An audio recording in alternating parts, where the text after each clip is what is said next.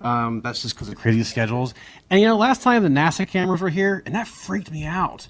And I had what I was going to say on the iPad, but I felt like such a robot. And I don't know why. Anyway, so I apologize for that. I'm going to be more normal tonight. So just mention our next fourth and final talk in this series is April, next month, April 24th. And that should be a really entertaining one. It's Seth Shostak from SETI, Search for Extraterrestrial Intelligence, will be here talking to us about what happens if we do make contact. What? Everybody wants to, but well, most people want to, but what happens? Do we have scenarios for this? So anyways, that should be really good. So we have flyers out front on the tables if you want to grab one. Also to remind everybody, if we have teachers here, we have our teachers' professional development certificates on the front desk, and you can sign up if you haven't before to get our education newsletter. If you haven't signed up for our listserv, you haven't done that if you didn't get an email from me. So if you want to sign up for that, those are at the front door on your right before you walk out. You can sign up to be added to our listserv for the public lectures. Evaluation, we're still doing that. And if you've done it before, we'd like you to do it again because we're actually evaluating each of these as an individual event and not as a whole. So if we come around with an iPad tonight, please talk to us. It'll take like 30 seconds. And of course, we have a reception following. You'll notice we have a different caterer tonight because our normal one was unavailable, but this should still be really good. We only have tea to drink. We're sorry, but we may just go down to Sherlock's afterwards. I don't know. So, and finally, I want to mention that Sunday, some of you may know this Cosmos series. Kind of I don't call it a rehash or a remake. It's it's coming out again, but with Neil deGrasse Tyson. And from what I understand, it's going to be 13 episodes like the original, similar topics, but more updated with what we now know compared to when, of course, Carl, better graphics, all that good 21st century stuff. So it starts at 8 o'clock Central Time on Fox. So make sure you start checking that out. And National Geographic? Yeah. It's on 6 different channels, so I'm sure you'll be able to find it. Oh, because Nat Geo is going to start the original series. All right, fantastic. So watch the original, and then that evening check out the new one. I'll have to watch the original because I don't think I was born yet when that came out. Just kidding. I was probably like 6 months old.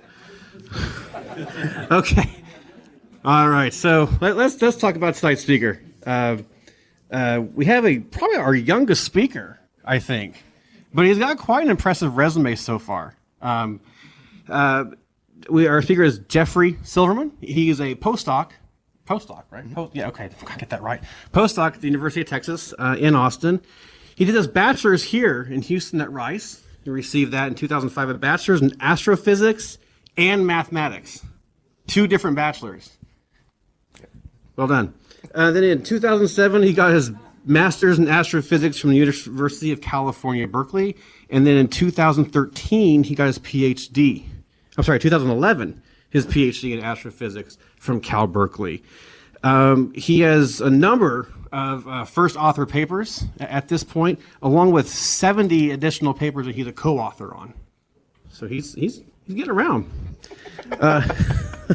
Jeffrey is also no stranger to education outreach. He did quite a bit of it as an undergrad and as a grad student, and continues today to still do some at UT. In 2007, actually, he was given the Outstanding Graduate Student Instructor Award at Cal Berkeley. So talking to him was fantastic over dinner, so I think we're going to have a really good presentation tonight, too. So tonight, we're going to hear about exploding stars, cosmic blowtorches, and the runaway universe, all within our theme of the universe is out to get us and what we can or can't do about it. So, Jeff. Thank you.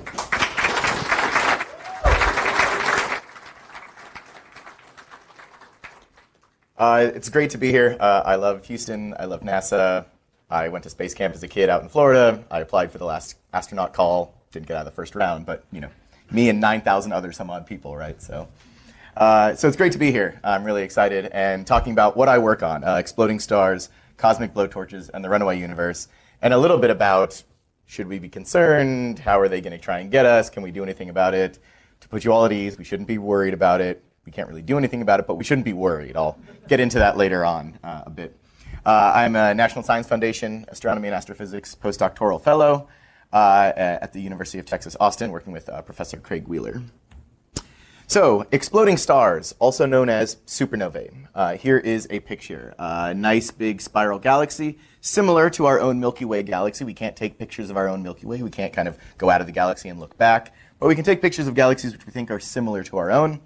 So this is your typical spiral galaxy. There's a black hole, a supermassive black hole way down in the center, much smaller than a single pixel up here, so you can't see that at all. But there is this kind of ball of stars, this bulge in the center of big galaxies like this. There's something like 100 billion some odd stars there. And then you've got these dusty lanes and these blue lanes, and here's where dust is collapsing into new stars, and these sort of give you the spiral arms. If this was nice and face-on, we would see nice spiral arms. It's sort of tilted, so we can't see the nice arms, but that's basically what's going on the outskirts. Then this bright thing down in the corner is a single star in that galaxy that has gone supernova, that has exploded. And so that single star is about as bright as 100 billion stars in the core of this galaxy. So these are some of the biggest explosions in the universe. They can eject material that weighs about as much as the sun, which is a few octillion tons of gas, one with 27 zeros. There's enough iron in some of these supernovae to produce over 5,000 Earths. So I'll talk a lot more about the different elements that these things produce and why I think it's really interesting. So these things are extremely bright, energetic. The material that they blast out in the explosion is moving at something like 10% the speed of light, the fastest speed in the universe. So these things are trucking along as they explode. This is actually a HST, Hubble Space Telescope image, and this supernova went off in 1994. So the name supernova, where does this come from? So nova, Latin for new, this is the word the ancients used to describe a new star that would appear in the heavens, a guest star, as some of the ancient cultures would call them. Around the 1920s or so, astronomers realized that there were sort of two classes that we were talking about here. There's the sort of weaker, fainter, classical novae, as they're called now, and the supernova, that are the bigger, brighter ones. And that's what I'm going to be talking about today. So I apologize to all the Latin and English scholars. Shoving super in front of the Latin nova is a terrible, terrible thing to do, but that's what we did, and we've stuck with it, and it's really bad. And humans have actually been seeing supernova and classical nova, but I'll talk about supernova mostly today. They've been seeing supernova for thousands of years. Most of that time, we had no idea what we were seeing, just a bright new star that came up in the night sky and faded away. But we now know that a lot of those were in fact supernova. Here is the character that first coined the term supernova back in 1926. Fritz Zwicky, a Swiss astronomer, did most of his work out at Caltech in Southern California. An interesting character. If you know any backstories about him, you can ask me later. And here is a very famous Hubble Space Telescope image with also actually a little bit of the Chandra X-ray telescope. This fuzz in the middle you might be able to make out is actually from Chandra as well. And so this is the Crab Nebula in the constellation Taurus. Many people recognize this image. It's very famous. And this is what's known as a supernova remnant. So a supernova goes off, a star explodes. I'll get into exactly how that happens, or sort of how that happens in a little bit. But a star explodes, it blasts all this energy out, all this material out, moving very fast. Eventually, sort of a few hundred years to thousands of years later, that expanding material slams into the interstellar medium, the stuff between stars. And when you have gas floating around minding its own business, fast-moving gas slams into it, it heats up and it lights up, and it gives us these very beautiful supernova remnants, as they're known. And so this is what the Crab Nebula looks like today, or this picture was taken, I think, about a decade ago, give or take. But we know the supernova that caused this, the supernova that led to this remnant, because the ancients saw a new star that blew up in this part of the sky. And it went off July 4th, 1054. So this is a supernova that went off about 1,000 years ago, give or take. And pretty much every northern hemisphere ancient culture at that time noticed it. All over Asia, the Middle East, and the Native American peoples as well. Europe was having some issues. There may be some records. It's not totally clear. So this star was extremely bright. It popped up. This is hundreds of years before the invention of the telescope. You could see it during the day for almost a month, and you could see it at night for about 1.5 years before it faded away. So this was, certain cultures thought it was a good thing. Certain cultures thought it was a bad thing. Everybody noticed it. And here's what the remnant looks like today. Here's a possible, it's not clear exactly what this is a rock drawing of, but this might be an image of this Crab Nebula 1054 supernova. This comes from the Anasazi Indians in Chaco Canyon, New Mexico. This is a park. You can actually go see it. I have not been there yet, but it's on the to-do list because I want my picture in front of it. But basically what the artist did was they put the crescent moon as they saw it. They saw something bright, perhaps it's this supernova we're talking about that was a little bit left and down. And then the artist put his hand up there to sort of give you a sense of scale. So this might be perhaps a Native American's PhD thesis, perhaps. So jumping a few hundred years forward to another character in the history of astronomy, Tycho Brahe, a Danish astronomer, pretty much at the time the best observational astronomer. Still, the telescope is a few hundred years away, but he was doing some pretty epic stuff just by eye. And lo and behold, he found a supernova in the year 1572. And here's what Tycho's supernova looks like today. This is, again, from the Chandra X-ray telescope. So this is looking at X-ray light, not the light that we see with our eyes, the same X-rays you use at the doctor or the dentist. And you might say, okay, well, what do the colors mean? We can't see X-ray color. So we take a little bit of liberty, but there's still information in this. And the colors correspond to the energy. And so this blue, purpley outer stuff is the highest energy X-rays, the highest energy light from this remnant. The green is sort of in the middle, and then the reddish-orange is the lowest energy X-rays. So we can get some information from this color scheme, even though our eyes wouldn't actually be able to see this. And you can see it looks sort of circular. If you have a nice, perfect sphere expanding on the sky, and you put it far away, it looks like a circle. Okay, these are approximately circular, spherical. But, there's lumpiness, obviously lumpiness in the middle. There's this thing kind of burping out the top. And a lot of people, there's a whole sub-industry of supernova research that work on just remnants, trying to figure out from these very subtle changes and differences between circular or not circular, spherical, non-spherical, how did the star explode? What is the material around the star doing? Because this is the interaction, remember, of the exploded material with the material around the star, sort of floating between stars. Not to be outdone by Tycho, Johannes Kepler, a German mathematician, observational astronomer, all-around smart dude, was Tycho's grad student, and so, didn't want to get showed up by his advisor, so he had to go and find a supernova.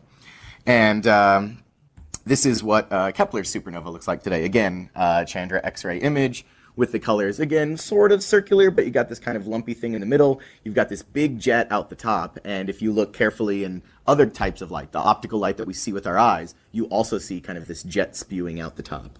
And so that, again, is telling us a little bit about how the star exploded, what the material around the star looks like.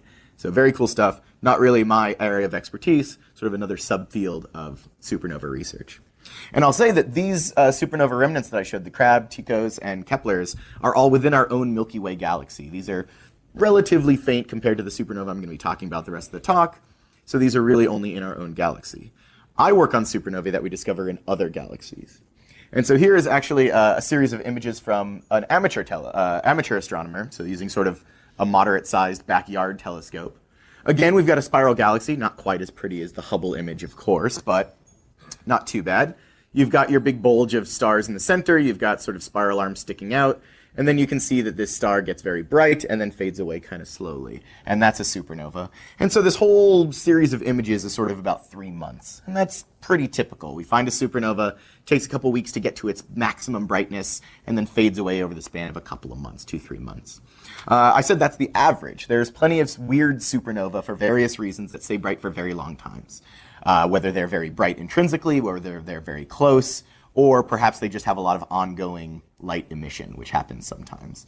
And so I've taken data on supernovae that are 10, 20, 30 years old, supernovae that are older than I am in a couple of occasions. So, okay, so here is a zoom in on a piece of a nearby galaxy. So it doesn't look like a galaxy, it's just a few stars, because we're really zoomed in on this very close galaxy. And you can see a bunch of little stars here. You've got some blue-white ones. Those are the hottest stars. You've got some real deep red ones that are the coldest stars. Then you've got the yellow-orangey guys, kind of like our own sun. They're sort of middle-range temperature stars. And so 2005, some European astronomers took this image from the ground, a ground-based telescope. In 2008, a supernova went off in this galaxy. Hint, it's where the yellow crosshairs are. But a supernova goes off a few years later. In 2010, the same group of astronomers went back, took the same image, and lo and behold, pretty much all the stars are there, about the same color and brightness, but that star is gone. So again, 2005, there's a bunch of stars. 2008, a supernova goes off. 2010, that star is gone. So this has only been done about a dozen times, maybe 15 or so times, where we've had a picture of the galaxy. You get lucky and you take a really good picture of a galaxy that's nearby. You see a supernova go off nearby. You go back and look, and the star's gone away. Now, theoretically, there is some little supernova baby remnant in there, just like the pretty pictures I was showing earlier, but that's so much fainter than the ones in our own galaxy, we'll never be able to see that. So pretty nifty work. My group back at Berkeley did this. This is actually our competitors group, this European group, but it's very cool, very tough. So, only been done a handful of times, as I said. So some reasons why we should care about supernovae. I've tried to convince you already that these are extremely powerful explosions, huge amounts of energy, high temperatures, lots of material, moving very fast. And so you can really learn a lot about stuff that you can't model in a lab, things that you can't make an experiment of. So explosion physics. I'll talk a little bit about how we get a supernova, and through stars dying, very massive stars or very dense stars. These are what give us supernovae. And so to learn more about the stellar life cycle and what kind of stars are out there, how they evolve, how they die, supernovae are the way to go. And then I sort of mentioned this very briefly already, nucleosynthesis, the making of elements, is really, really something I find very interesting about supernovae. Most of the elements on the periodic table come from supernovae, and I'll talk about that in just a second a bit more. You can trigger star formation. You have this huge explosion dumping all this energy and material and jostling the clouds around these stars. And when you jostle a cloud in interstellar space, sometimes it'll start collapsing on itself through its own gravity, and that's how we get new stars to be formed. So you have the death of one star leading directly to the birth of new stars, very circle of life. I'm a big Disney fan. So I said you make a lot of elements in the supernovae. You also disperse them. Stars make a lot of different elements on the periodic table in themselves very naturally, but they'd really mostly be trapped inside that star if it wasn't for supernova exploding them out into interstellar space, getting incorporated into these new stars that are being born, and then into planets and creatures around those stars. And so Carl Sagan often said, we are all made of star stuff, and it makes you feel really nice and hippie, but it's literally true also. We are made of star stuff. The calcium in our bones, the iron in our blood, the oxygen we breathe was all cooked up in a star, all exploded outward in supernovae, and eventually incorporated into the sun and the earth and us. And then this last point, we can use some kinds of supernova to track the expansion of the universe. I'll get into that towards the end of my talk, and that's where this runaway universe stuff comes in. Some of you might have heard the term dark energy, and that's where I'll be heading eventually. Okie doke. So how do we make a supernova? There's sort of two main ways to make a supernova. So here's one way. The first way involves a stellar remnant, a dead, dense corpse of a star called a white dwarf. So a white dwarf is basically you take the mass of the sun and you cram it down into the size of the Earth. So these things are extremely dense. Something like taking dozens of cars and crushing it into a sugar cube. That's the densities we're talking about. They're extremely hot. They're glowing at hundreds of thousands of degrees Fahrenheit. And eventually our sun will actually turn into a white dwarf. It'll turn into a pretty low mass white dwarf. It sheds material. It kind of crunches down a little bit denser. So the sun will become a pretty small white dwarf. You need kind of a beefy white dwarf to make these supernovae. And the sun will not go supernova, even though it'll turn into a white dwarf, because to get a supernova out of a white dwarf, it needs a partner. So about 50%, maybe a little bit more, maybe a little bit less, depending on who you talk to. But a lot of stars have binary companions. They're orbiting around each other. Our sun is single, living its happy life, and that's cool. That's its thing. Lots of stars have companions, however. And so if you have a companion star, and you have a white dwarf and its companion star, and they're close enough, the white dwarf can actually steal material and transfer gas onto the white dwarf, and it settles into a disk, and that material will eventually fall onto the white dwarf, and so we call this thing an accretion disk. The material accretes onto the white dwarf. And one of the weird things about white dwarfs is they have a maximum size. They can only be 1.4 times the mass of the sun. Any bigger than that, and things start to go crazy and have to collapse, and things go nuts. This is known as the Chandrasekhar limit. Subramanian Chandrasekhar, an Indian mathematician and astrophysicist in the early 20th century, was the first to kind of write these equations down. So what happens is you have a white dwarf. It's stealing material from its companion star. It eventually gathers enough material to get up to this Chandrasekhar limit of 1.4 times the mass of the sun. And then what happens is you have a thermonuclear runaway. And so you're now setting off a hydrogen bomb. This is actually a carbon-oxygen bomb, but it's the same kind of physics. You're setting off this bomb that weighs 1.5 times the mass of the sun. You're getting a heck of a lot of energy out there. White dwarfs are small. They're very compact. Even though they're hot, they're still pretty small, so they're tough to see. We've only found sort of a handful of white dwarfs near us. So if you're concerned about these things blowing up and having a type 1a supernova, as these kinds are called, too close to the Earth and possibly being an issue for us, that might be a concern. White dwarfs are hard to find. Maybe there's some that are close that could be stealing this material and eventually blow up. However, these type 1a supernova have to be pretty darn close. And by pretty darn close, I mean sort of 20 to maybe 100 light years away for it to really affect Earth. And we think we've found all the white dwarfs in that distance, and none of them seem to be very big. They don't seem to be stealing a lot of material. So I think we're pretty safe from any type 1a supernova going off nearby. Okay, so we don't have to worry about that one. All right, the next kind of supernova, or the next way to make a supernova, known as a type 2, is you need a massive star, something that weighs about 8 times the mass of the sun or bigger.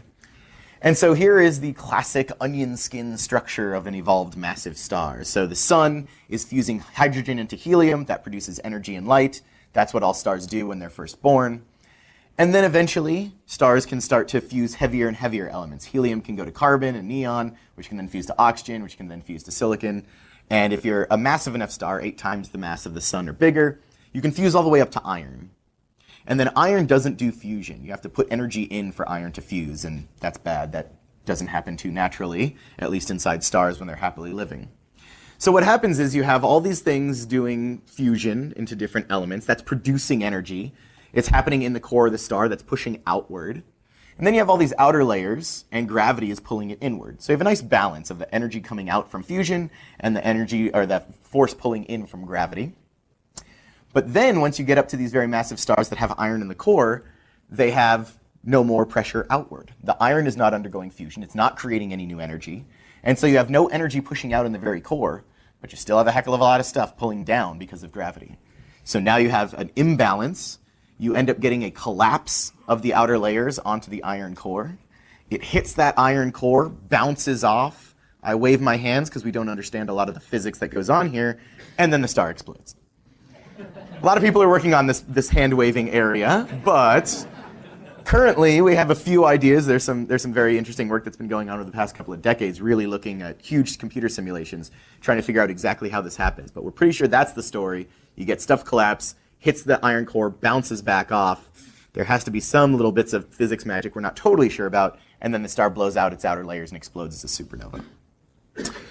So for this kind of supernova, all you need is a very massive star. And massive stars are pretty rare, but they're not completely out of the realm of possibility. So some nearby massive stars. Here is one, Spica, which is a nice big blue giant star. It's pretty easy to find, even from downtown Houston. You find the Big Dipper, you arc to Arcturus, which is a nice red star, and then you spike to Spica, and this makes a nice little curve, and Spica is this nice bright blue star. Even on, a very bright moon night from the Med Center in Houston, I can pick this one out pretty easily. So this is a pretty massive star, something like 100 some odd times the mass of the sun. It's definitely going to blow up as a type 2 supernova, as they're called, somewhere in the next 1,000 to tens of thousands of years. We don't have that good of an estimate on the age, on the mass, and even how long it takes for these supernovae to actually go off to initiate the explosion. So 1,000 to a few thousand to 10,000 is sort of the best estimate I can give. Sorry. However, should we be concerned? This guy is pretty nearby. It's only 260 light years away, which is a 1 with 15 zeros miles. So, a lot, a billion million. Okay, so it's going to go supernova. It's relatively close by. It's a big, massive star. Should we be concerned? Probably not. It will be very bright. It will possibly be about as bright as the full moon, maybe even outshine the full moon, but it's still going to appear as a point source. It's going to look like a really, really, really, really bright just spot, not like a big disk of the moon. If you've seen the planets through a telescope, they kind of look like a disk or a circle. This is going to be just a point. So it'll be very, very bright, but it'll be just a point of light. Probably cast shadows, probably be able to read at night from that light. Probably would, make your eyes water if you stared at it for a while, but it's not going to do any terrible damage to your eyes immediately. It'll stay that bright for a month or 2 or 3 and then start to noticeably fade away. So, I have biology friends that have thought about, will this screw up, nocturnal animals and kind of people's sleep cycles? Probably not. Some, various creatures might get a little confused for a month or two, but probably not going to be too bad. Supernova create, lots of heat, obviously. They create high energy particles known as neutrinos. You might be concerned about this. Even at the distance of Spica, which is very nearby, the heat's not going to matter. The neutrinos are probably not going to be too crazy. If we had a huge flux of neutrinos, which you might get from the sun, for example, that can scramble DNA, cancer, bad things can happen. Still, Spica, far enough away, shouldn't be too worried about it. High energy gamma rays and X-rays are also produced. Our atmosphere protects us from that kind of stuff, so we should be good if we're standing on the surface of the Earth. If you're outside sort of the ozone layer and the magnetic fields of the Earth, then we might have some issues. So, you got to be careful about satellites, got to be careful about astronauts floating around, etc. But for the most part, even the nearest by massive star, probably going to be okay. So shouldn't worry too badly. Another very massive star, one that I like to talk about, another easy one to spot, is Betelgeuse, one of my favorite movies. Betelgeuse is up in Orion, of course, Orion's belt, and it's up here in the shoulder. Betelgeuse actually is Arabic for armpit of the giant, so they also saw a giant. That's nice. This one's further than Spica, about 640 light years away, sort of 3 times further away. It's a red supergiant star. So here's here's an actual image of the star, which we can only do for a handful of stars. Here's the size of it, and for scale, here's the Earth's orbit and Jupiter's orbit. So you plop this down where the sun is, it immediately swallows a whole bunch of planets. This thing is a big, old, puffed up red giant supergiant star. Again, it'll probably explode as one of these type 2 massive star collapsing on itself, and it's further away than Spica, so we shouldn't be, even as concerned as Spica. Probably won't hurt the Earth, could easily outshine the moon, or about as bright as the moon, cast shadows, you could read by it. But I think we'll be okay. Even though we're currently safe, I said these are sort of the 2 nearest big stars that could go supernova, and the white dwarfs, we don't really think there are any that are too nearby to hurt us. Things have gone off in the past. Geology friends of mine, and by friends I mean, geologists who do this kind of research that I've read about, have seen evidence of supernovae possibly leading to large geologic events. In 2004, there was an announcement that in a seabed in the Pacific Ocean, there was a large amount of iron, a specific isotope of iron, that's really only made in supernovae. And so the fact that there's a whole bunch of this supernova material buried in the seabed in the Pacific Ocean means that Earth probably got hit by some supernova junk back in the day, something like 3 million-ish years ago. And that supernova was probably about 50 light years away.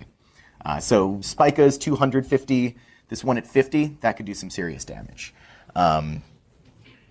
Other observations from the astronomy side actually corroborate that. We've seen evidence that there was sort of a few of these massive star type 2 supernova about 3 million years ago in sort of our neighborhood of the Milky Way galaxy. So that picture does all hang together that, looking at geologic timescales, hundreds of millions of years, supernova could get us. Currently, we're good. But you wait a few million years or tens of millions of years, things get ugly again because stars are moving around the galaxy, mixing around. Okay. The book that inspired this series, Death from the Skies by Phil Plait, he gives his final number for being destroyed by, or being you personally, your life being ended by a supernova as 1 in 10 million. So don't lose sleep over it. He also cites, without a reference, I couldn't find a reference for this, you're more likely to be killed by a shark. So be worried about sharks and not supernova, I guess. Moving on to sort of the second piece of my talk, cosmic blowtorches, as Phil has called them and as I'm calling them here. They're sort of an interesting flavor of supernova. And so what we have here on the left is the type 2, the one that I was just talking about. You have a massive star, it's got helium, hydrogen, collapses onto itself, bounces off the iron core, boom, great, explosion. But you can have stars that lose their hydrogen envelope for various reasons. Some we understand, some we don't. But you can lose that outer hydrogen layer. Then your outer layer is helium, your inner layer is carbon and oxygen, all the way, all the way, all the way, and you have iron in the middle. It can collapse on itself, it can bounce, it can explode. And we call that kind of explosion a type 1b. But it's basically the same thing, you just lost your hydrogen. We can go one step forward, you lose your hydrogen and your helium, you've got these other elements, you've got iron buried in the middle, collapse, explosion. That's what we call a type 1c. And so we kind of lump these all together as core collapse supernova. And if you rip off the outer layers, we call them stripped envelope core collapse supernovae. So the reason I bring this up and to talk about cosmic blowtorches is the type 1Cs over here. So you rip off the hydrogen and helium, and then you add two other ingredients that I haven't really mentioned. You add a fast rotation, so you spin the star really fast, and you add a large magnetic field. And when you do that, you get what's known as a gamma ray burst, a GRB. So these are my cosmic blowtorches. GRBs go by a few other names, hypernova, collapsar. GRB is usually accepted. Hypernova, collapsar have other connotations, but you might hear those. So here's what's going on. Here's a cartoon picture of a GRB. You have the massive star. It lost its hydrogen and helium. It collapses on itself as a supernova. That's our type 1C supernova. It creates a black hole in the middle, and this huge jet, and the jet actually is a mirror image. It goes out the other way as well. And so this huge jet of very fast-moving, very narrow, high-energy material. And you get little chunks inside crashing into each other, and it's moving so fast, nearly the speed of light, 99.995% the speed of light, that this stuff bouncing around each other creates some of the highest energy light that we know of, gamma rays. And these happen very quickly on the order of tenths of seconds or a few seconds. We see this flash of gamma rays, and then things start to slow down and calm down a little bit, and that's where we get this afterglow in all kinds of different wavelengths. So visible, radio, X-ray, and still some gamma rays. And so this is how we get a gamma ray burst. I said the two kind of ingredients that you need to go from your typical type 1C to one of these gamma ray bursts is fast rotation. All stars rotate. As you lose the hydrogen and helium layers, the star gets smaller. So you've got your spinning ice skater pulling your arms in, or his arms in, and that makes you spin faster. Conservation of angular momentum for those who remember their phys classes. So it's not crazy to think that these type 1C progenitor stars that have lost these outer layers, they're pretty compact, they can start spinning pretty fast. A similar thing happens with magnetic fields. The sun has a magnetic field, most stars have a magnetic field. If you lose outer layers, that magnetic field can get heightened. And so it's not crazy to add these two components to one of these stars and then have a GRB come out. So the gamma ray burst, the actual flash of this high energy radiation, what we call the prompt emission, I said is only a tenth of a second to a few seconds long. The afterglow is more like hours to maybe a day. And then in some cases, you actually see a type 1C supernova, a regular old supernova, maybe a day or two later. And so that was some of the first evidence that we noticed that, oh, these things are actually connected to each other. So the history of gamma ray bursts are actually a pretty neat story. So here's a collection of satellites. Many of these are NASA, or I think all of them are at least NASA related. So for a long time, we didn't even know that gamma ray bursts were a thing. Nobody had predicted that stars would die in this weird way. Nobody knew that they existed. Nobody had saw them. And that's because the Earth's atmosphere, as I said, blocks gamma rays. So we can't see gamma rays until you get into space. So you got to wait till the space age. You got to put gamma ray detectors out into space. And so the GRB story starts with Vela. And these are two of the Vela satellites that were launched in the 60s. So these had gamma ray radiation detectors on them. And they were launched originally to keep an eye on the Russians. We put them up there after the US and the Soviet Union signed the Partial Test Ban Treaty. And of course we signed it and we were all happy, and that's going to usher in this era of peace, but we still didn't trust each other. So you put up some satellites to keep an eye on things and make sure that the Russians aren't blowing anything up. And that's nice. We didn't see anything come from the Soviet Union, but we did see stuff coming from space. So unless the Soviets figured out how to blow up stars, which would have been scary, something else was going on. Something out there in space that nobody had predicted, nobody had thought about was going on, and that these Vela satellites were detecting this. And so in 1967, Vela satellites saw the first gamma ray burst, the first flash of gamma radiation from sort of outer space. 6 years later, the data was published, partially because the astronomers didn't know what the heck it was. Nobody had any explanation for this. And partially, so I've been told at least, the higher-ups were like, we shouldn't tell people about this for a few years. So in 1973, the first public data about gamma ray bursts comes out, and people don't know what the heck it is. We had a handful of them, about a dozen detections. It's not really clear what's going on. So then in the early 90s, NASA launches the Compton Gamma Ray Observatory. So that is a picture of that guy. And the Europeans launched BeppoSats, which is this little one over here. These are both gamma ray satellites, specifically trying to figure out what the heck are these gamma ray bursts. They discovered each quite a few, still relatively primitive gamma ray technology, gamma ray detection technology, but significantly better than the Velas. And so they found a lot more gamma ray bursts, and people started to figure this out of, they're coming from these massive stars. They seem to sort of sometimes be associated with these type 1c supernova. They seem to be at very far distances, which wasn't clear for a while. They seem to be very energetic. And so based on how bright they appeared, if you assumed that brightness was going out in all directions, the physics breaks down. You can't make that kind of energy. And so the real breakthrough was they were coming out in these very narrow jets. So if you add up all the energy in these very narrow jets, then it sort of makes some sense with some of these models of stars collapsing, black holes being born, jets getting launched. If this much energy was coming out in every single direction, you add up all the energy, the physics starts to go wacky. So that was kind of a big breakthrough, and people figured out, these are just very tightly wound jets. Okay, so then the last two satellites down here at the bottom are the sort of modern versions of gamma ray burst satellites. On the left is SWIFT, which is a NASA mission, and that was launched in 2004. And this is the Fermi Gamma Ray Space Telescope, launched in 2008. NASA is a partner with quite a few other people in that one. And so these are significant improvements in technology. They can find a lot more gamma ray bursts. They can localize their position on the sky. They can get a more accurate position on the sky than these previous generations of satellites, which is good. And the other really cool thing that sort of grew up alongside technology on the ground was they can send their coordinates down to people very quickly. So sort of high bandwidth transmission of data was good. And then people on the ground had cell phones and text messages by this time. So I had friends in grad school in the early and mid 2000s that, they pull out their phone because they were on call, and, Swift found a gamma ray burst, get to your computer and trigger some telescope wherever it's dark on the Earth, because you want to point as many telescopes that way and try and get more information about these gamma ray bursts.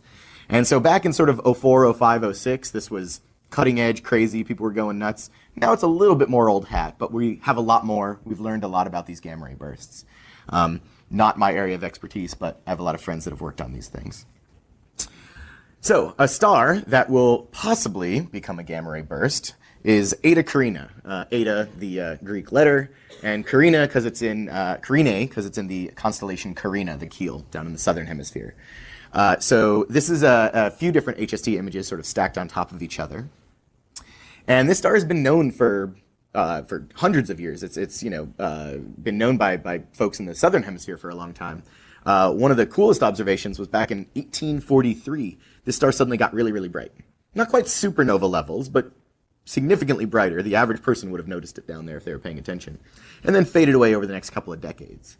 And so, similar to these supernova remnant type things I was talking about, we can go with the Hubble in the past couple of decades, take a picture, and sure enough, these lobes were what was ejected in that 1843 eruption.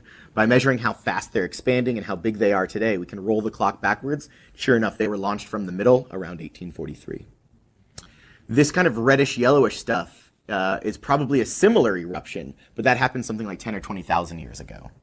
And again, doing the same observations, you can sort of ballpark that number. To give you a size scale, this is a huge, huge star. In this 1843 eruption, it blew off 10 times the mass of the sun, just in these lobes.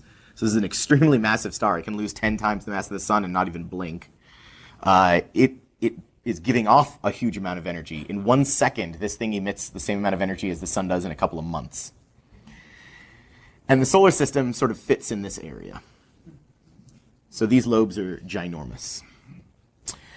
We don't know a lot about these massive stars. I talked about Spica, I talked about Betelgeuse. Eta Carina is even bigger, and we know even less about the even more massive stars. So it will certainly go supernova at some point in the near-ish few thousand years. That's the best I can do. And we think it very well might go supernova as a gamma ray burst. We think it's probably losing its hydrogen and helium because it has all these outbursts. There's some observations that say that it's probably spinning pretty fast. The magnetic field is the last ingredient. It's not totally clear what the deal is there, but there's a good chance this could go GRB on us. Luckily, we are not staring down the barrel of the gun. The GRBs really only show up when you're looking right down the blowtorch. And as you can see, the blowtorch is kind of aimed, below and to the left of us. It's not coming directly at us. So we should be safe. We should be good. It'll make a heck of a supernova. Probably not a GRB. If it was pointed at us, GRB has enough energy where it could be issues of burning off atmosphere, certainly messing up satellites, things like that. But it's not pointing at us. We should be good. So again, GRBs, there's a couple of other stars that may or may not become GRBs that are about a similar distance. Most of the time we know that the blowtorch is not pointing right at us, so it's actually even less likely that you're going to be killed by a GRB. Fill plate gives you the chance of 1 in 14 million. So the supernova was 1 in 10 million, GRB is 1 in 14 million. Don't lose sleep over it. Be scared of sharks. That's what I learned. Okay, so that was my little detour into GRB cosmic blowtorch land. So let's come back to supernovae, because that's my bread and butter. So here is the picture of the back end of a telescope out at McDonald Observatory, out in the western end of Texas, El Paso, Marfa, Big Bend area. Gorgeously dark site, beautiful place to do astronomy. I was just out there a couple weeks ago, loved it. And so this is one of the ROTC telescopes, and these are robotic telescopes. We've got a few of these around the world. The one that we're using mainly now is out at McDonald's. And so our group at UT runs this, but we have a large collaboration, University of Michigan, Southern Methodist, a few groups in Germany, Japan, Israel, big collaborations like this. And so what this is doing is these are robotic telescopes. Nobody's going up and actually looking through the eyepiece. And in fact, nobody's even turning it on. It knows when the weather is nice out, when it's dark out. It automatically opens up the top here. It has its own weather sensors. And then it just starts taking pictures of galaxies that it knows are up in the sky. And then it compares those galaxies, those new pictures, to old pictures of the same galaxy and says, is there a bright new spot in the new picture of the galaxy? And if so, maybe that's a new supernova. Rarely do GRBs really get found this way because you're not going to see the gamma rays from the Earth. But supernova, we can see those from the ground, no problem. This is how we find supernova. And so here is basically the kind of images that we're looking at. So the left, there's no supernova. On the right, there is a supernova. So the supernova is relatively bright, so it shouldn't be too tough to find. But there's a lot of stars. There's a lot of dots to compare in the left image and the right image. This is a nearby galaxy, the Pinwheel Galaxy, just above the end of the Big Dipper, or the handle of the Big Dipper. And so I see a few people pointing, which usually means that they have found it. There it is. So this one was nice and bright, but there was still a lot of stuff to compare. And so ROTC is taking pictures of hundreds of galaxies a night. Bigger versions of ROTC out in California, in Southern California, Northern California, are taking pictures of thousands of galaxies a night. If you made me look through 1,000 of these every single night and match up every single dot, that would be very, very bad. Luckily, we have very smart computer algorithms that can do this very quickly, very accurately, and then automatically flag if there's a new spot and let us know that there might be a new supernova sitting there. So this was a very nearby supernova caught very, very young in 2011. This is a Type 1a, one of these white dwarfs that steals material from its companion star. And this was first discovered only 11 hours after the explosion. Normally we find stuff like a week or two after. This was 11 hours. That record's since been broken a few times. I've had a paper, a couple other people have had papers on objects that were found only a couple hours, 2, 3, 4 hours after that very first light hit the Earth. So really awesome, and we're learning a lot about the very beginnings of these explosions. Here is a pretty famous and very nice galaxy, M82, also known as the Cigar. Also near the Big Dipper. It's actually between the pointer stars at the end of the Big Dipper and the North Star. So if you know how to find the North Star by using the pointer stars, kind of halfway in between, you'll see this thing. Kind of a weird looking galaxy. It doesn't really look like these spirals that I've been showing. It's got this blue-white light in the middle and then this kind of dark stuff sticking out. And we think that a big nearby galaxy that I don't show in this picture has kind of messed this one up. It's gravitationally tweaked the whole thing. And when you do that to a galaxy, you get these weird shapes, you get dust, you get a lot of new stars being born. So this is what we call a starburst galaxy. It's forming a lot of new stars really, really quickly. It is about half the size of our own Milky Way, but it is giving off about 5 times as much light because there's so many big, bright new stars that are being born that are kind of giving off a heck of a lot more light than what the Milky Way does. Anyway, I show this not only because it's a nice little a galaxy and a very pretty picture, but as you can see, our little helper arrow is pointing at this bright spot in this galaxy. And that, of course, like everything else I've been showing you, almost is a supernova. So this was a supernova found on January 21st of this year, so just about a month and a bit ago. And it was actually found by teaching fellow Steve Fossey and his astronomy workshop at the University College of London. And the story goes that the clouds were rolling into London, as they often do, and they're right in the heart of the city, and they didn't have much to look at, but he was running this observing lab with a little telescope. And he claims that the only thing that was, up in the sky where there wasn't clouds was the Cigar galaxy. And he knew it was a pretty picture, so he pointed the telescope up there, showed the class, and they're like, okay, that's a cool looking galaxy. That doesn't really look like the pictures in the book. It's got this extra little dot. And so they took multiple pictures. The dot was still there. They compared it to a bunch of different old pictures. There was no dot. And so they sent in an official notice to the International Astronomical Union saying, we think we just found a supernova in this extremely nearby galaxy. And sure enough, they were right, and everybody went crazy, and I got a ton of data, and many people got a lot of data on this object. For a few weeks there, maybe about 3 weeks, you could easily see it in a backyard telescope in a moderately dark suburb. It's a little bit fainter now. You need a decent-sized telescope, but still backyard telescope gettable, and will be for maybe another month or so. This is the closest supernova since in a decade, and this is also a Type 1A, one of the white dwarf stealing material, which are kind of my favorites, and I'll talk about that at the end. And so this was the closest one of these kind of supernova in about 20, 25 years. So this was a huge deal. Within the first week of discovery, there were already 3 papers submitted. Tons of work is currently ongoing, and lots more work will be done on this object. So really cool, very recent, neat supernova. Okay, so I showed you all a lot of pretty pictures, but I'm a scientist, so I'm going to show you some graphs now. So here is what we call a light curve. Very simple. It is just the brightness of a supernova versus days, versus time. So this is set days since discovery. The different colors here are different filters. So a red filter, a green filter, a blue, and then one sort of purple into the ultraviolet.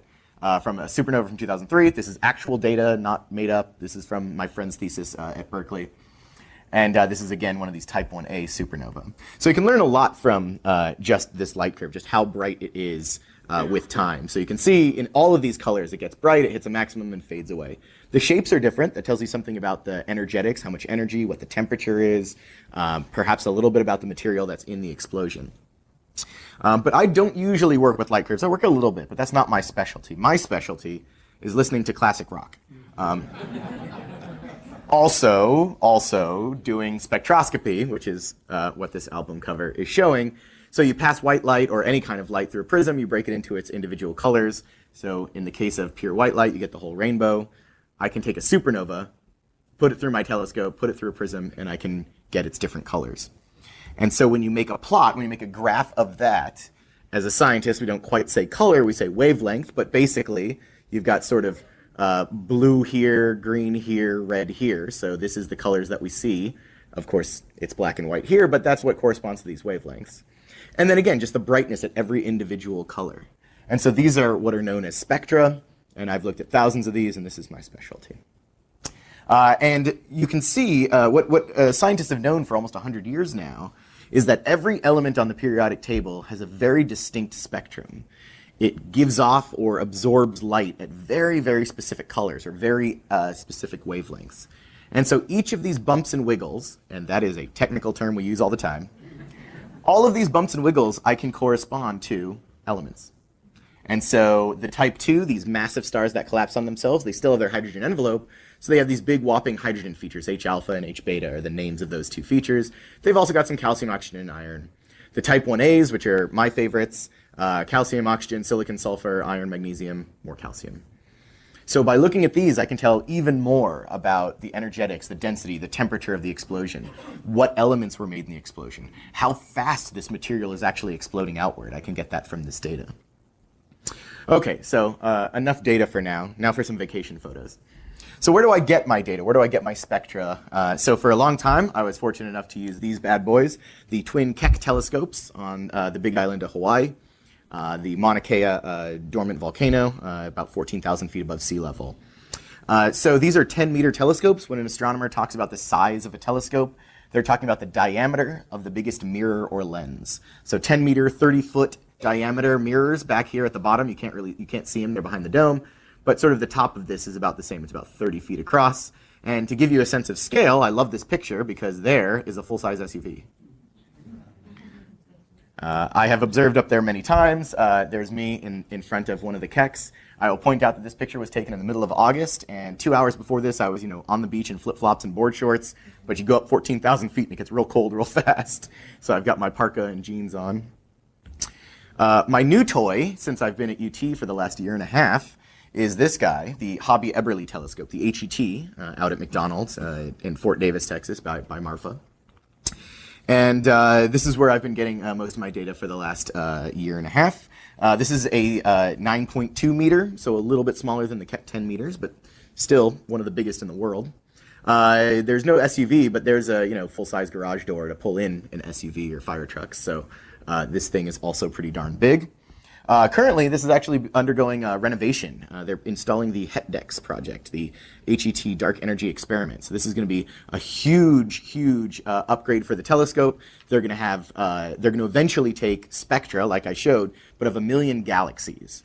And so by looking at 1 million galaxy spectra, they're going to be able to map out in 3D distance and on the sky space 1 million galaxies and learn a lot about the expansion of the universe. They'll also see a few supernova mixed in with their galaxies, and that's what I'm going to look at. So they're going to throw that away, but one person's trash is another man's treasure. So I'll take the supernova data, and that's what we'll work on eventually. Here is me and former grad student, now Dr. Paul Robertson, who's at Penn State, in front of the HET. Here is the mirror. It's tilted at a very strong angle, but again, sort of end to end is 9.2 meters, almost 30 feet across, and then lots of superstructure behind it. So just to prove that I've been there. Here, of course, is the Hubble Space Telescope. Unfortunately, I do not have a picture of myself in front of it. Probably not going to happen unless I can pony up like 20 mil, right? Maybe, but... Okay, so probably not going to happen, but, in the future, maybe I'll get my picture in front of some other space telescope. That'd be pretty sweet. Hint, hint, NASA folks in the audience. Okay, just to, again, there's no, I'm not in front of it. There's no SUV floating up here, but to give you a size scale, just remember this thing is something like the size of a small school bus. This is a pretty beefy instrument. So this also can get data on supernovae. And you can do sort of the same things that I was talking about, but you scale all the telescopes up. So instead of using these small telescopes to look for supernova, you can use some of the biggest telescopes on the ground to look for supernova. And then to follow them up and to get a lot of data on them, you can use Hubble. You can also use Hubble to find supernovae too. And so Hubble can do this and look at some of the faintest, furthest supernovae ever discovered. And here's one such supernova. Sort of the first time this was tried was in the late 90s, 96, 97. But the same exact principle. You take a picture on April 7th, you'd go back to the same galaxy April 28th, and lo and behold, if you subtract these two, you get a bright spot. But even in this picture, you can see there's a galaxy and there's a supernova. Yeah, it's not as pretty as the ones I was showing, but it's the same thing. It's just a lot further away, a lot fainter. So this was sort of the record holder at the time. This is something like 5 billion light years away. Normally, I'm looking 200 million light years away, so this is a factor of a few further, a factor of almost 10 further. Yeah, about 10 further. The current record holder, April 2013, 10.2 billion light years away. 2/3 of the way across the visible universe. And we're still using Hubble to find these things. And until Hubble falls out of the sky or they fire everyone at Hopkins at Space Telescope Institute, we're going to keep looking for supernova with it. And then once the James Webb Space Telescope gets launched, we're going to probably end up trying to find some supernova with that. Okay, so what's interesting about these very far away supernovae is these are the ones that you can use to really track the expansion of the universe that I mentioned towards the beginning of my talk.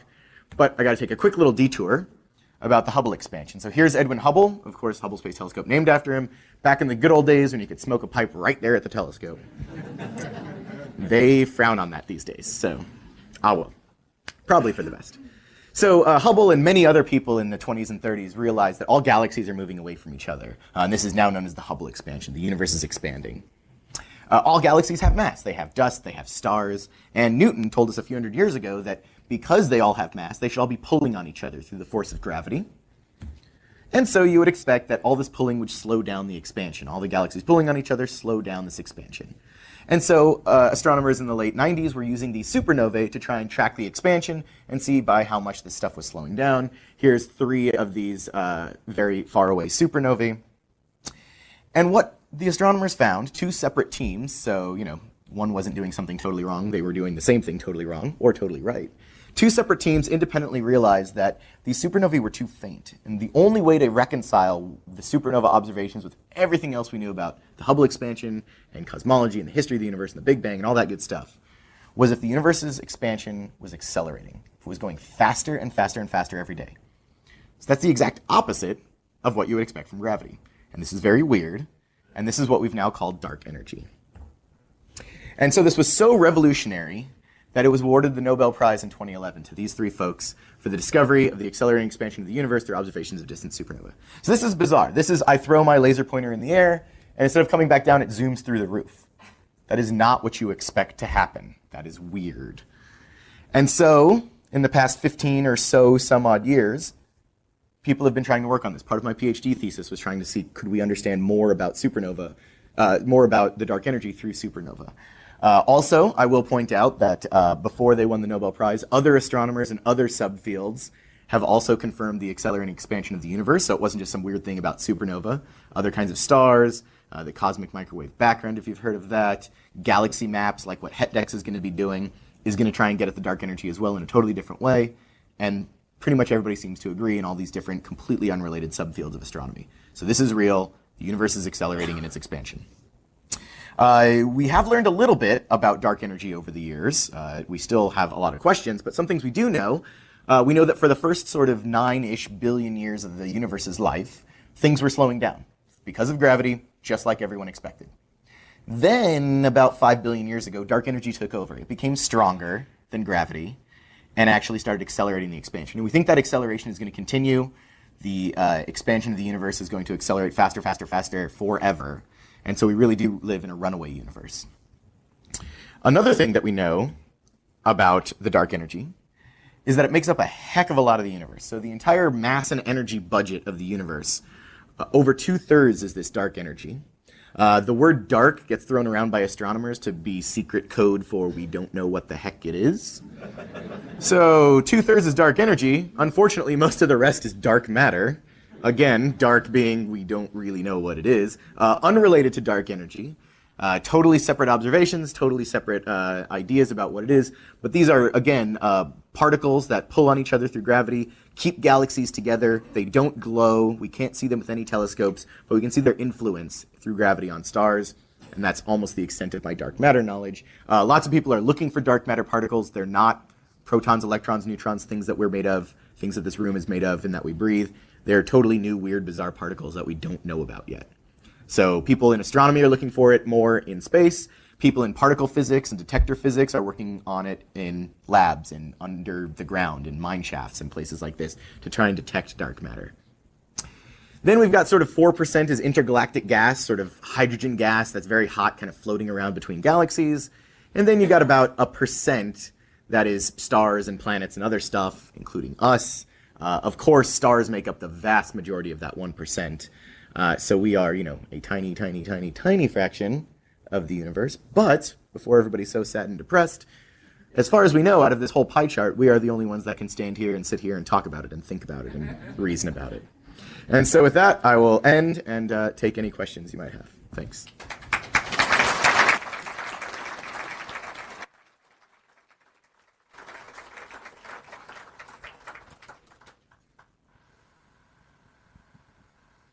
Okay, we're going to take a couple questions in here and then turn it over to the overflow room and then come back. And awesome. Oh, we'll start right here. And please wait for the mic because we need overflow people that way they can hear your question. Hi. Earlier you showed, can you hear me okay? Mm-hmm. Earlier you showed 3 spectrum, the 3 different kind of supernova. I think they were labeled like A, B, and C. You see all the elements around the specks and the wiggles or whatever you call them. And my question is, do the types of the spectrum? Oh, the spectrum. Okay. Yeah. Oh, there's only 2? Oh, there Yeah. you go. Oh, So 2 these- of them. so Okay. these are the 2 that I showed. So you've got all the elements on there. Mm-hmm. Can you identify the supernova type by the elements, or is any given 1A different than another 1A? That's a great question. In fact, this, as you might have seen, kind of weird naming convention actually comes from the spectra. So we use the spectra to classify the supernova. The spectral types, the 1A, the 2, the 1B, the 1C, came well before we knew what was exploding. So if I see a spectrum with this big whopping, what I know to be H alpha feature, I know it's a type 2, a massive star with hydrogen. If I see this very deep silicon feature at this very specific wavelength, about 6100 angstroms for those who are keeping score, I know it's a type 1A supernova. So it really goes from the spectrum, I can tell what elements are there, and then I assign it a type. And well after that was established in the history of astronomy, then people realized, oh, to make those elements, you need a white dwarf accreting material. Or to make this big hydrogen, you need a big massive star with a hydrogen envelope that collapses. So it really went that way. It was very observer-driven. Okay. This next one is tougher. Where'd you get the shirt? I always get this question. My mother got it for me and said that I have to wear it every time I give a public lecture. Somewhere in San Diego, California, and she tells me she keeps trying to, find the little shop somewhere in San Diego again. But yeah. So my question is on sort of trying to detect these earlier and earlier with the launch of interferometers like LISA. Do we think that with fast-spinning 1C supernova, we might be able to characterize the gravity waves and sort of get more lead time for observation? That's a great question. So referring to LISA, a space mission to look for what are called gravitational waves. They haven't been seen yet. They probably exist. It seems like the theories behind it are solid. But a lot of people are working from the ground and hopefully eventually in space looking for these gravitational waves. Certain kinds of supernovae and GRBs we think are going to produce a lot of gravitational waves. They should be detected if these kind of satellites and projects get up to hit their specifications. As far as getting lead time on them, it's possible. The real problem that I see with that is similar to the early days of the gamma ray burst work. All the stuff that I know about the gravitational wave detectors, it's going to be, over here somewhere on the sky, and that's a lot of area to search for a supernova. People are doing simulations to try and figure out how good can we do that, how can we play that game really well. And there's actually some surprising results that we can actually, if you tell me they're coming from over here, there's some other games I can play to kind of guess where it's probably coming from more accurately. So certainly that's possible. These neutrinos, these high energy particles that are produced in certain supernovae, those actually are going to give us the best lead time. In 1987, there was one of the most nearby supernovae ever in the Large Magellanic Cloud, our backyard neighbor of a galaxy. And there were a few neutrino detectors around the world, and they went back after the supernova was discovered, and they saw, okay, we actually did see a few neutrinos, about a dozen spread over 3 different detectors in the world. Now that was in 87. We have a lot bigger and better neutrino detectors, and those get here faster than the light will. They actually leak out. They go about the same speed, but they actually leak out quicker than the light can leak out. So that could give us a heads up. And so there are actually email lists that are in existence that if a neutrino detector goes nuts, it emails all the supernova people to say, point that way really quick, because you're going to see it any second now. I'm on the list. I've yet to see like a real message. They've done some like kind of fake tests, which are crazy, but kind of exciting. Let's turn it over to the overflow room. Are there any questions in there right now?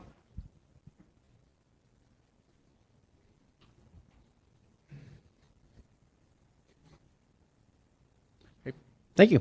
So we'll come back over here.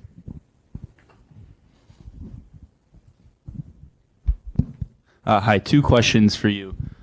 First question is, what are some of the things that convinced you that black holes exist? And the second question is, do you think that humans will exist on Earth long enough to successfully colonize deep space? 2 interesting questions. The first one,